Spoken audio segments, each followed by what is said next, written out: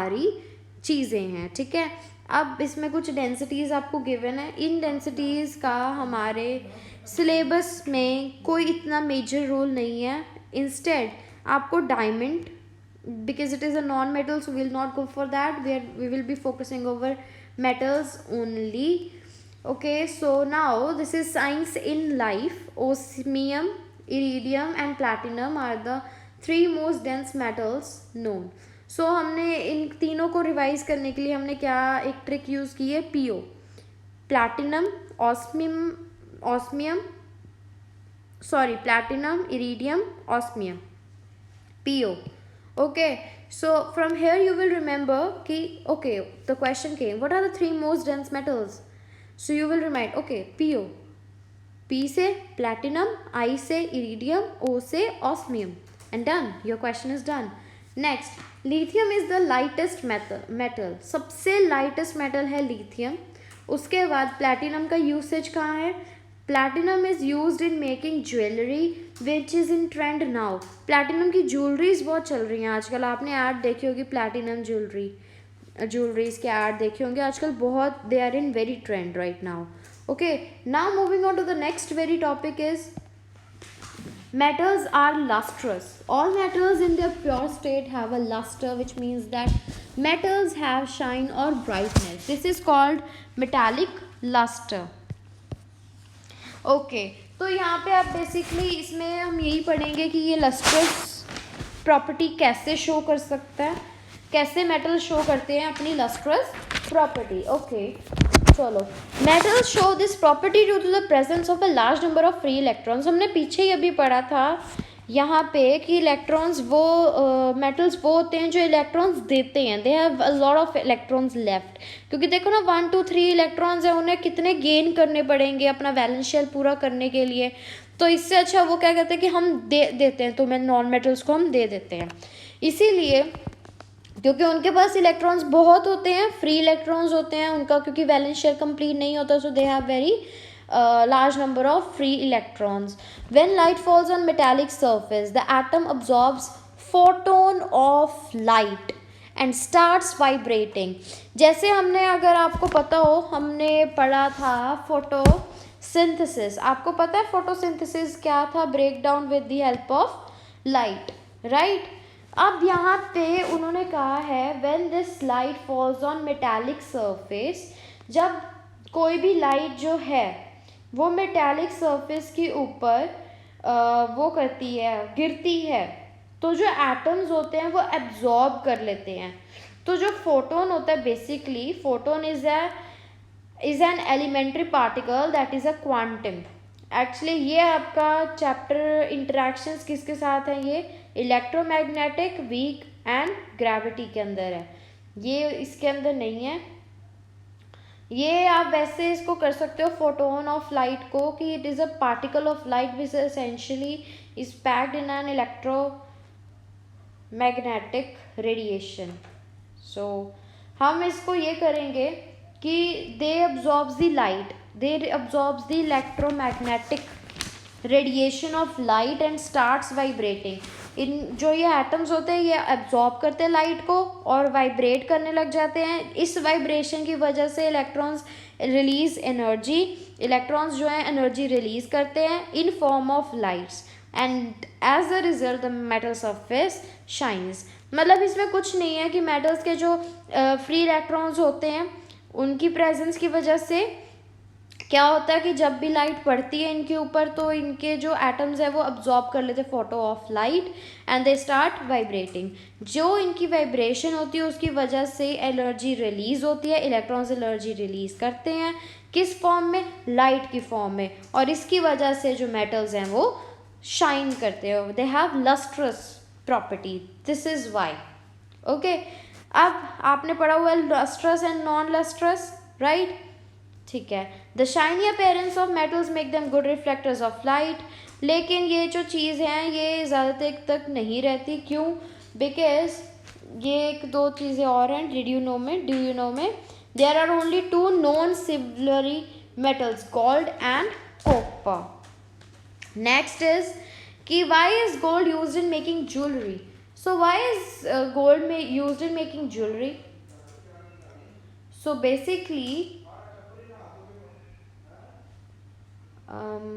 the gold is used in designing of jewelry due to their long lasting luster, क्योंकि वो ज़्यादा देर तक 7, 8, 9, 10 साल तक जो है ना, मेरे हिसाब से आई मीन एक एवरेज पे हम कह लें तो 6-7 साल तक जो है जो सोना है वो अपनी जो लस्टर है वो नहीं खोता, ठीक है। तो इसीलिए जो है ज़्यादातर गोल्ड यूज़ करते हैं ज्वेलरी बनाने में, ठीक है। अब क्यों कहते हैं कि कोई भी मेटल हो उसको हमें बाहर नहीं रखना चाहिए थोड़े टाइम के लिए भी, मतलब for a long time being तो रखना ही नहीं चाहिए अगर वो छोटे टाइम पीरियड के लिए भी कह रहे हैं तो। पर ऐसा होता क्या है कि उनकी जो 5-6 साल बाद अगर हम किसी भी आयरन ऑब्जेक्ट को देखें तो उसका रंग बदल जाता है, उसका कलर चेंज हो जाता है, उस पर रस्ट आनी शुरू हो जाती है। वाई?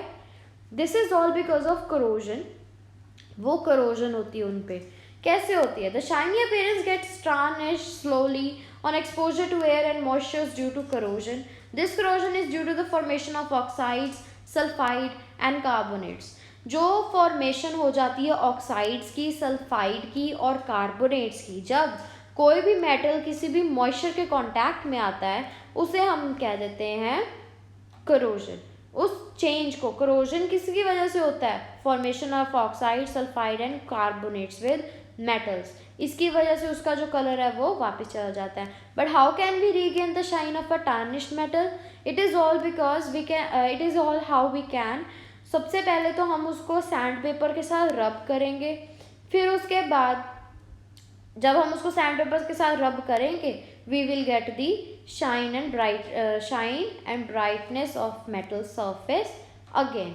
हम उसे दोबारा रीगेन कर सकते हैं जब हम उसे सैंड पेपर से करें। नहीं तो जैसे गोल्ड होता है उसको हम एक्वा रीजिया में डालते हैं। एक्वा रीजिया आगे बिल्कुल अपना प्रॉपर टॉपिक है उसका, बट मैं आपको थोड़ा सा उसका बताती हूँ कि वो HCl, हाइड्रोक्लोरिक एसिड और निट्रिक एसिड HN3, उसका एक कॉम्बिनेशन होता है। उसकी रेशियो होती है 2:1 और उसके अंदर जो है गोल्ड को डाला जाता है और फिर उसको जब निकालते तो it becomes, it has no tarnished now, it is not tarnished now. Okay, अब हम आगे चलते हैं। आगे हमारा क्वेश्चन है what happens when one cuts sodium and exposes to air. जब हम सोडियम जो है ना वो लस्टर जो है ना अपनी थोड़े सेकंड्स में ही गवा देते हैं। When we cut sodium metal with a knife, it shows grayish color, but as soon as it exposes to air, it forms a white coating on grayish color due to the formation of sodium oxide. Obviously, जब आप उसे cut करोगे उसके बाद आपको थोड़ा white सा coating दिखेगा उसके ग्रेइश कलर पे। वो इसकी वजह से होगा क्यों होगा वो? क्योंकि उसके ऊपर सोडियम ऑक्साइड की एक लेयर फॉर्मेशन हो गई हुई है। आगे है what metals are malleable.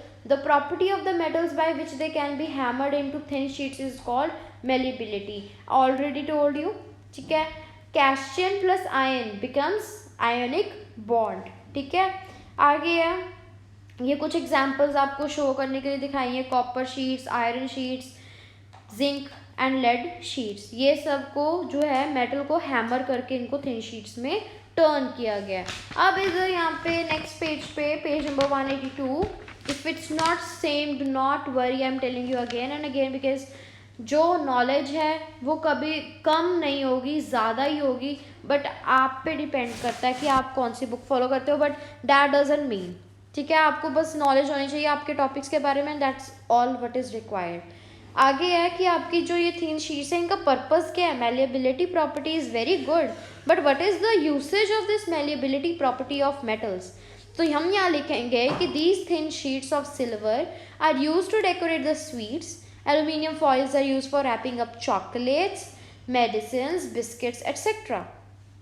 And aluminium, iron and copper are also used in making different vessels and utensils.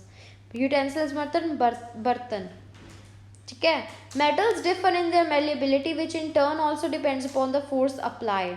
The gold and silver are the most malleable metals. सबसे ज़्यादा गोल्ड और सिल्वर को हम थिन शीट्स में कर सकते हैं। सबसे ज़्यादा प्रॉपर्टी मेलिएबिलिटी कौन शो करता है? कौन से metals? Gold and silver. Metals are ductile in nature, so इस डक्टिलिटी का भी मैंने आपको बताया था, the property of the metals by which they can be drawn into thin wires, ठीक है। इसमें जारी क्लॉथ का आएगा, एक जारी थ्रेड आएगा, जिसमें क्या होता है कि थिन गोल्ड वायर जो है उसको एम्ब्रॉयडरी की जाती है रॉयल ड्रेसेस पे, जारी थ्रेड। पहले की रानियाँ महारानियाँ जो होती थी वो जारी थ्रेड की रॉयल ड्रेसेस पहनती थी, ठीक है। तो तब आप ये सोच सकते हो कि गोल्ड कितना ज़्यादा होता होगा कि वो उनकी ड्रेसेस बना के पहनती थी, ठीक है। Silver is also one of the best ductile metal, उसको भी बहुत हम इजीली कर सकते हैं। एक चीज़ आपको यहाँ पे जो मेरे हिसाब से आपको मार्क कर ही लेनी चाहिए, वो है 1 gram of gold can be drawn into 2 kilometres, कि 1 ग्राम गोल्ड को हम 2 किलोमीटर तक उसको हम खींच के उसकी तार बना सकते हैं, राइट। अच्छा, which is the best ductile metals of all the time, of all the time, so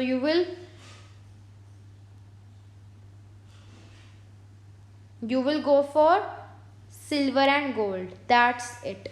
Okay, moving on to the next. Here you can see some ductile metals. Here they are given in this activity number 4.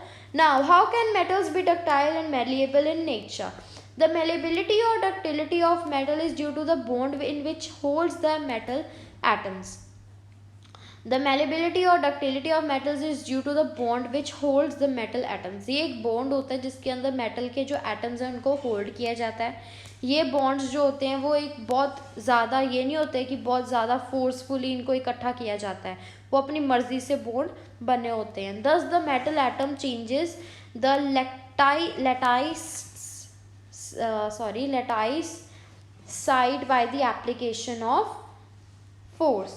Okay तो अब इसके अंदर वो उन्होंने क्या कहा है, उन्होंने कहा है कि जो ये बॉन्ड्स होते हैं ये लेस रिजिड होते हैं, इतने हार्श नहीं होते, ठीक है। And thus the metal atom changes, just a second, yes, the metal atom change the lattice side by the application of force. जब हम उस फोर्स को अप्लाई करते हैं तो जो एटम की मेन पोजीशन होती है वो चेंज हो जाती है। इसकी वजह से जिसके एटम्स तो बहुत ज़्यादा क्लोजली पैक्ड है, बिल्कुल नहीं हम उसको हाथ लगाएंगे तो एकदम पत्थर जैसा होगा, तो हम तो उसको नहीं खींच सकते। लेकिन जैसे सिल्वर है, गोल्ड है, आपको पता है गोल्ड को जब हम पिघला देते हैं तो you know it very well कि जब हम गोल्ड को पिघला देते हैं तो वो कैसे आराम से पिघल भी जाता है, राइट। तो वैसे ही हम उसको हाथ से भी, कहते हैं कि अगर गोल्ड का कोई ईयरिंग वगैरह हो या कोई लॉकेट भी हो तो आप उसको फोल्ड करोगे हाथ से ही तो वो अपने आप उसी शेप में आ जाएंगी जिस शेप में आप उसको मोल्ड करना चाहते हो। बट ये है कि वो प्रॉपर उस शेप में आएगा नहीं क्योंकि it is very rigid, not that much but a little bit. मतलब कि जो एटम है वो अपनी साइड जो है चेंज कर देता है, अपनी ओरिजिनल पोजीशन से फेक पोजीशन पे चला जाता है, राइट। अब ये हमारा लास्ट टॉपिक होगा from F part, tomorrow I will share the video. आगे है द वायर्ड म्यूजिकल इंस्ट्रूमेंट्स, इसका एक और यूज़ दिया है कि जो ये मैलेबिलिटी है इसके यूसेजेस ये हैं कि ये जो है कि वायर्ड म्यूजिकल इंस्ट्रूमेंट्स में यूज़ किए जाते हैं ताकि वाइब्रेशन हो और उससे स्वीट म्यूज़िक प्रोड्यूस किया जाए। कॉपर और एल्युमिनियम जो है वो कंडक्टिंग वायर्स में भी यूज़ किए जा सकते हैं। Now which is the best metal which can be used in as conducting wires? So your answer will be silver. Okay, copper is the copper is second leading best conducting wires, but silver is the best. Okay, now this was all for today. Thank you for attending the lecture. Bye for now.